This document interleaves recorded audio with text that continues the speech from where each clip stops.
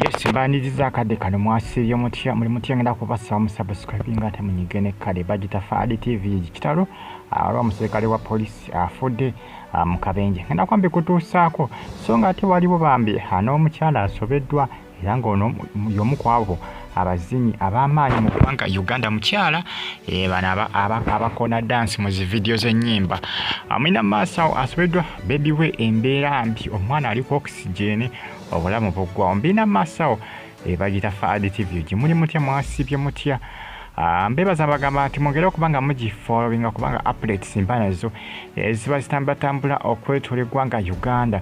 Comment section weri awo bakabonterawo wansi awo mu comment section abali e Canada mu Toronto mbatumiddeko nembebaza nebagamba nti mwongere okubanga mugifollowinga bagambe nti waliwo omukyala Asobeddwa baby we aliko oxygen obulamu buggwawo Bugenda. Mwina Maasawo mukyalo yamanyikiddwa ennyo abeera nnyo mu zi video z'abayimbi mwina Maasawo so ngate ono musirikale wa polisi afudde mu bitundu by'e Kasanda gw'olengera mu kifaananyi wabula polisi ekyanoonyeza information emukwatako ewera ono yafiiddemu accident yabadde y'amaanyi era nga n'abantu bangi abalumiziddwa byadisadiza wali e Kasanda munnange kitalo nnyo ku saidi y'ofiisi ono okubanga munnange yafiiddemu accident eno mwongere okubanga mugifollowinga bagita Fadi TV likinga commentinga subscribinga nyiga kade mwongere okubanga mugifollowinga kubanga wano updates nja kuba nze batuusangako each and every single day gwe kyolina okukola kiri kimu kyokka kunfollowinga subscribinga nyiga kade nabagamba nti abasinga okuba nga bafollowinga Fadi TV gibali Saudi Arabia kivula mbagamba nti abe Saudi mbatumiddeko mbagamba nti muli bakabinyi muli babole nnyo okubanga mugifollowinga Fadi TV mwongere okubanga mugyekumirako kubanga gamawulire nja kuba nga bawa bitalo polisi ekyagenda maaso n'okubanga enoonyeza information ekwata ku mukyalo ono omusirikale bitundu by'e Kasanda eyo bakyanoonyeza balabe abadde akola ku polisi ti kubanga emmotoka yamukoonyi yamusanze ku kkubo obaolyawo yabadde atambula ng'obaolyawo alina gy'alaga kubanga ebiseera bisinga si buli polisi nti balina information y'omuntu oyo gwebimanya ebiseera bisinga oluusi information ebako polisi omuntu gy'abaakolera kati munnaye bakyanoonyeza bakyagatagata information n'amanya gene nga munnange yafudde mu kabenje akabadde ak'amaanyi bisadiza wali e Kasanda.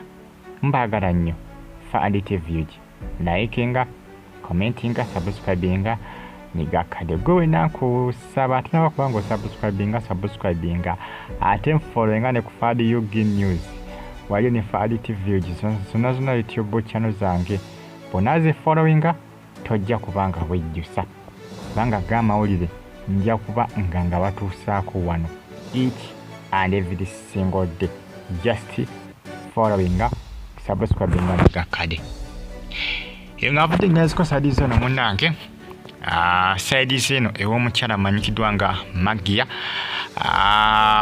ali mu kweraliikirira okutagambika munnansi w'eggwanga Uganda omukyalo ono newankubadde abasinga bagamba ye omunnauganda ne munnauganda munnange newankubadde yabeerako mu ggwanga erya Germany okumala akabanga naye baby we Embeera ennungi omukyalo natera okubeera nnyo mu video z'ennyimba ez'abayimbi abasinga ab'enjawulo bannauganda muzinyi dansa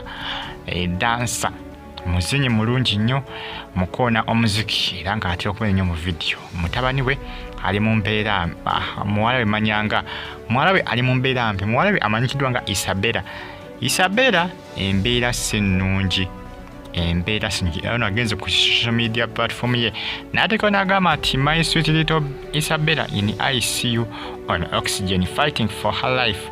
I lost my brain from time we called the baby ambulance to come pick our baby up. I was glad it took the ambulance minutes. Agamba nti musanyufu basobodde okubanga munnange bakubira ambulance nejja yakozesa obudakiika butono nnyo ambulance neyadde etuuse okubanga baddusa Isabella mu ddwaliro. Isabella ekimuluma takitegeera naye manyi bano abaana bato balwala basika endwadde kivula wobeera omuntu okuledi akuza omwana okuza omwana si kyangu bannange buno obwana buno obuto buno kakuli otuuka myaka nga 5 nga byoyiseemu bulwala buba busika endwadde. Kwakati yeebuuza Isabella kiki ekimuluma.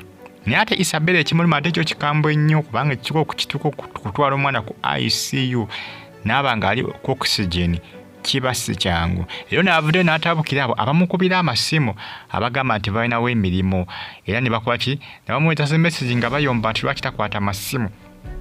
Agamba nti lyo bangi abamukola ki abamuvuma abamuweereza comment bw'okuba nga takwata amasimu kyokka nga mukazi wattu ali ku mwana we. Anange ebirina kubisikirwa naye nga munange byebyo si birungi ku saidi y'omukyalo ono mukazi wattu. Embeera ye si nnungi bebi, obulamu tebulikkirira. Mbagambye tino dansa munnayuganda newankubadde kali awangaalira nnyo mu ggwanga erya Germany naye nga munansi wa Uganda ate nyina okubeera mu zi vidiyo z'abayimbi abannayuganda abasinga oluusi. Bw'atyo bebi we embeera bwetyo bwemutuusizza bw'atyo bw'ali ali ku ICU ali mu ICU bakayita intensive care unit ali ku oxygen. Manya akasenge ka ICU si kangu ako. Aka akasenge si kangu Mukama amuyambe ne maama zaka kasenge nkatya.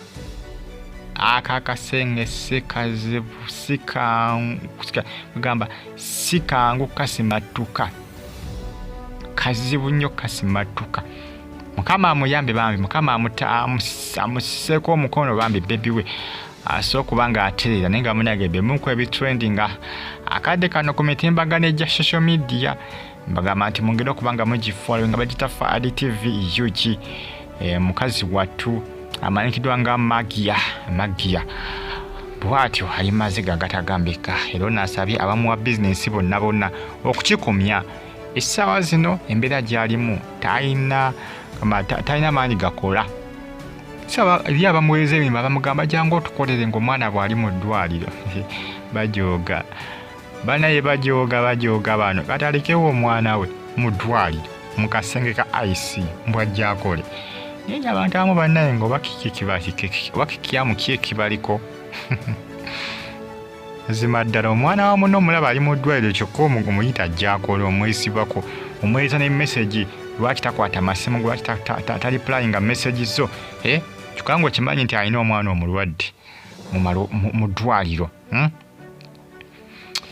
Naye nga munange byebyo mwongera okuba nga mugifuula nga bagita Fadi TV ki mwongera okuba nga bami mumusabira mukazi watasobola okuba nga akabebi ke kawona ka Isabella naye nga Isabella ye si birungi ku saidi ya Isabella. Obulamu bwo tebulikkirira. Embeera etabuse obulwadde buno obutukutwala omuntu ku oxygen ate si ye mwana omuto bebi naye nga abaana bato balwala endwadde. Bana emyaka gino balwala naye ate ebiseera ebisinga tebatera kulwala kutuuka ate wano Isabella bw'atuuse. Kyobola bya Isabella ate byo si birungi byo bikangamukko bitiisaamukko.